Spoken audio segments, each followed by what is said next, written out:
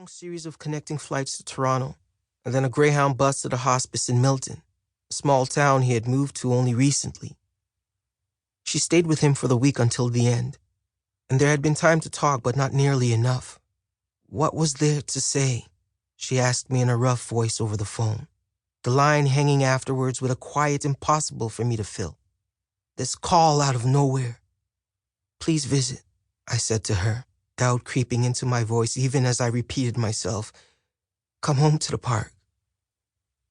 The park is all of this surrounding us, this cluster of low-rises and townhomes and leaning concrete apartment towers set tonight against the sky dull purple with the wasted light of a city. We are approaching the western edge of the Lawrence Avenue Bridge, a monster of reinforced concrete over 200 yards in length. Hundreds of feet beneath it runs the Rouge Valley, cutting its own way through the suburb, heedless of man-made grids. But the Rouge is invisible to us tonight, and we have just arrived at the Waldorf, a townhouse complex at the edge of the bridge and made of crumbling salmon brick, flapping blue tarps draped eternally over its northeast corner. The unit where Aisha lived 10 years ago with her father is on the prized south of the building, away from traffic. But the side where I have remained all my life is at the busy edge of the avenue, exposed to the constant hiss of tires on asphalt. I warn Aisha about the loose concrete on the doorsteps and suffer a sudden bout of clumsiness working the brass key into the lock. I push open the door to show a living room lit blue with the shifting light of a television, its volume turned off. There's a couch with its back towards us, and on it there is a woman with graying hair who does not turn. I gesture to Aisha that we should be quiet. I remove my shoes in a demonstrating way, and with our coats still on, I quickly guide Aisha across the living room. The woman on the couch continues to watch the silent television, the mime of a talk show interview, a celebrity guest throwing his head back in laughter.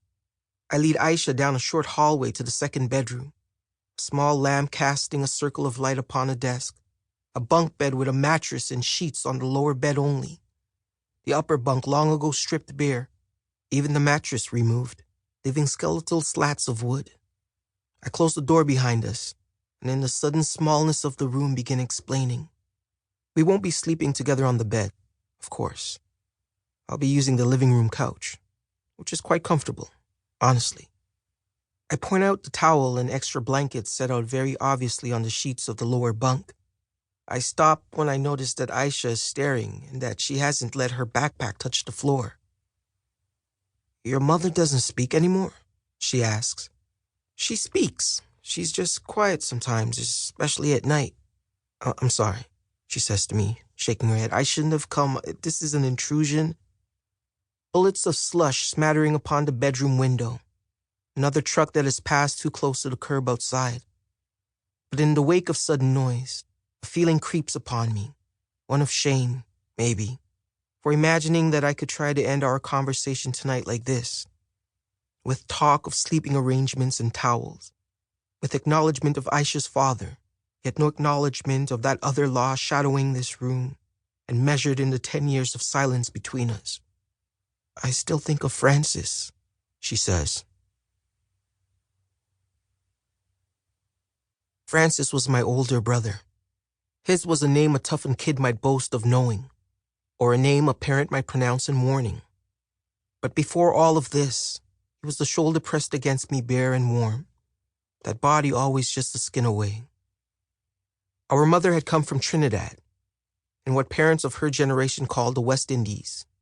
It was a place that Francis and I, both born and raised here in Canada, had visited once and could recognize vaguely in words and sounds and tastes.